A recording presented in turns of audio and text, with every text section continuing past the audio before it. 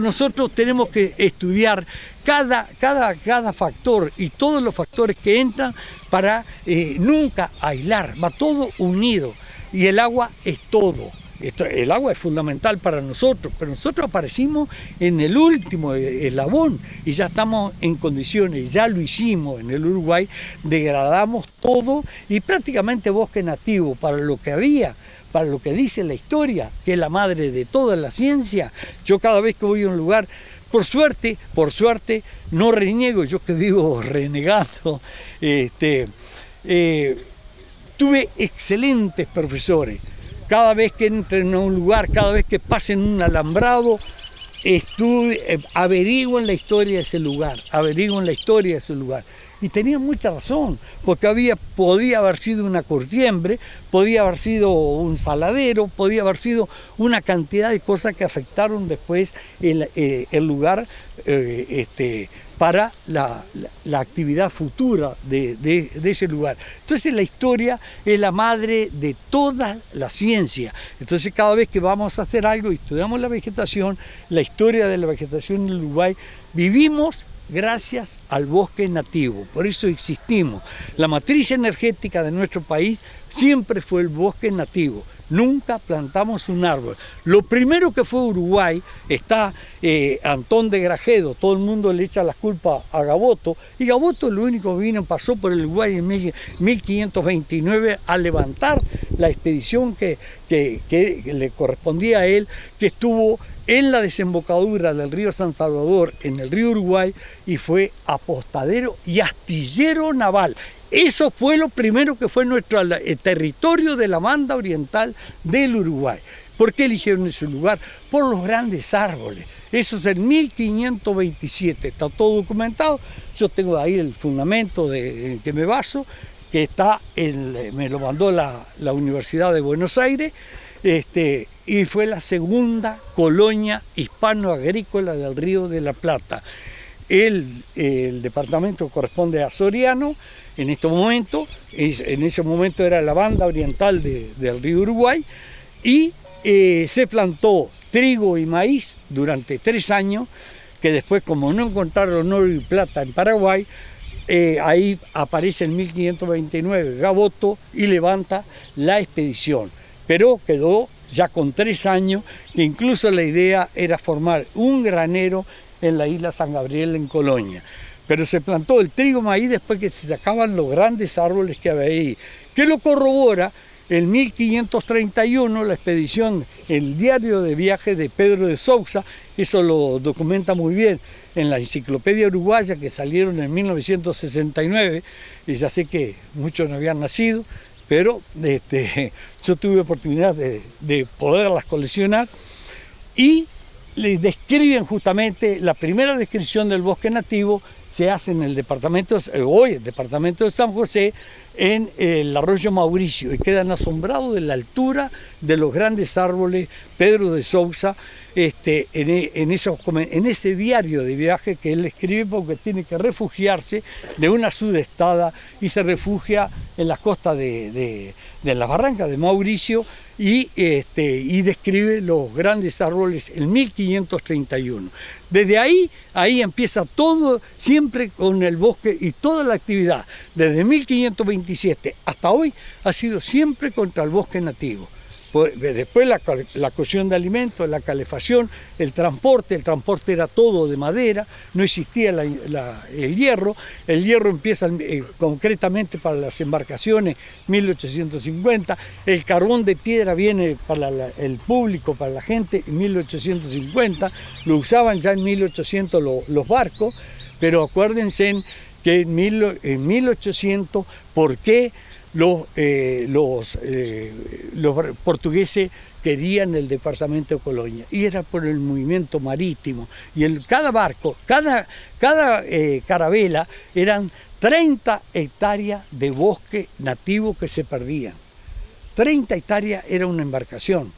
¿Se dan cuenta? 30 hectáreas de monte, más o menos que se podía, maderable, se perdían nada más que para sacar. Y el 30%, según la bibliografía, 30% de la vegetación en el Uruguay era boscosa o la banda oriental y el 70% de pradera, por lo que les dije anteriormente, porque todo lo que regula la vegetación es la humedad.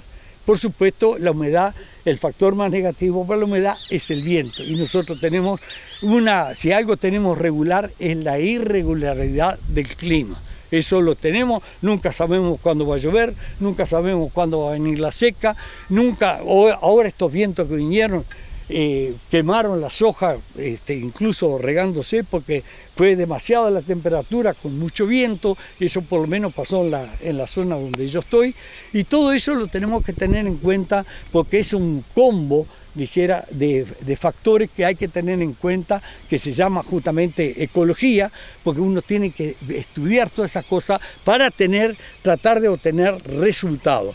Por eso estoy muy de acuerdo con esto. Por supuesto que todo es perfectible y nosotros debemos estudiar por qué los estratos vegetales y tratar de sintetizar en todo ese estudio que hacemos la regularidad.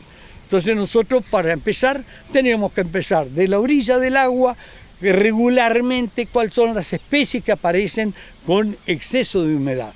Y hay una que tiene una importancia enorme que no le damos, y ahí está unido la educación a la cultura que había en este momento en esta latitud, que era la cultura guaraní, de una belleza y de una poesía pero extraordinaria.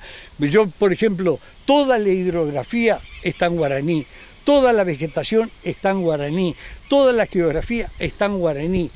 Y pregúntele a cualquier niño de escuela, lo digo con todo cariño, y qué quiere decir Ibirapitá, el árbol de Artigas. Y no se sabe. Y sin embargo tendríamos que saber, y el único que trabajó con la cultura guaraní que hay publicado fue Aníbal Zampayo, que se lo publicó en la Intendencia de Paysandú. Está precioso. Y yo les digo, por ejemplo, qué guay, ¿qué quiere decir? Quiere decir agua que cae en forma de peine. Se dan cuenta, una belleza la poesía que tiene eso, y todos hablamos del Queguay, es precioso. Y en el Queguay hay todo en la infraestructura, vagonetas con vía para sacar el carbón del Queguay, justamente en la Segunda Guerra Mundial, que no quedó un monte en pie. Hundieron 2 barcos uruguayos que fueron a buscar petróleo, uno lo hundieron los nazis, los otros los italianos, en el Caribe, que todo eso lo tendría que estar publicando la Armada, porque es real, y sin embargo, y acá hubo que traer leña de Paraguay para poder hacer funcionar la maquinaria. Era la época de los gasógenos y de la combustión directa. Daban todos los vehículos con gasógeno, y eso pasó acá en Uruguay. Y ahí fue el receso de la yerba mate que nosotros exportábamos. La venían a buscar acá, la yerba mate de Paraguay y de Misiones.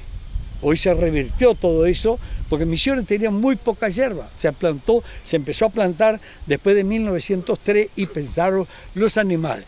Hay un discurso de Ordoñana muy interesante, muy elocuente, que además fue el que me permitió ver que Uruguay había exportado madera y había presentado en la Feria Internacional madera de monte, y que no había quien las clasificara. En 1882, Ordoñana da un discurso en la Asociación Rural y está publicado, y entonces habla de la yerba mate. Lo empiezo a leer, muy bien, todos me atendieron bárbaro, me proporcionaron todo, y habla que recibe en 1880 a 5 científicos alemanes. Los recibe en la estancia de él, en La Graciada, y cuando los va a invitar a almorzar, estaban estudiando la vegetación del bajo río Uruguay, es decir, toda la microflora del río Uruguay, y cuando los va a invitar, se encuentra que estaban tomando mate. Y no salía del asombro Ordoñana, ¿cómo van a estar tomando mate? Y sí, estaban tomando mate cocido, el té de los jesuitas. Y entonces los alemanes le explican que desde que se hizo la Feria Internacional de Viena, ellos descubrieron la yerba mate, la estudiaron de todas formas, y hoy, aunque les cueste creer, en Alemania no se toma, lo puedo decir con propiedad porque tengo mi hija en Berlín, En Alemania no se toma Coca-Cola, se toma mate cocido, sobre de mate cocido. Y se toma el té de los jesuitas. ¿Se dan cuenta? Desde esa época, vieron las propiedades que tenía. Y acá se desconoce que justamente fue lo que movía junto con el cuero, el tasajo y el charque, era la yerba mate. Y ese es el interés que tenían los brasileros por Colonia, porque el movimiento marítimo estaba ahí. Lo documenta de la Sota en 1840, que entraron al puerto de Montevideo, por supuesto, para toda la carga la divisa que generaban, entraron 900 barcos en el año 1840, y todos de madera, grandes, chicos. Y ya les digo, entonces saquen la proporción, lo que se hacían acá, con 30 hectáreas de cada embarcación, más o menos el promedio que llevaba de tabla. Por supuesto, después todavía quemaban y plantaban, el sistema de arrozas se llama eso, y se plantaba trigo y maíz. El maíz lo llamaban abatí, le digo por la duda que alguno agarre una bibliografía vieja, y abatí es el maíz en guaraní.